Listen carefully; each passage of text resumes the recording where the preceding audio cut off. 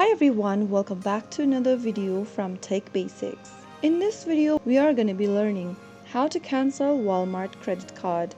To cancel your Walmart credit card, first of all launch open your web browser and get to the website walmartmoneycard.com and search. Once you head over to the Walmart Money Card website, go ahead and click on the login button and then type in your credentials and sign into your Walmart Money Card account. Type in your login ID and then your account's password and click login. You can also go ahead and contact the customer service hotline and call on this particular number if you want to find out how you can cancel it through phone. Once you dial the customer service number, speak to a representative and tell them that you'd like to cancel your credit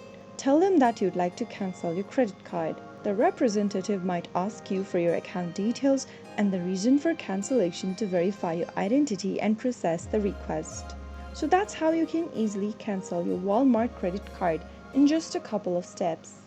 If you found the video to be helpful, go ahead and give us a thumbs up. Don't forget to subscribe to the channel by hitting the subscribe button.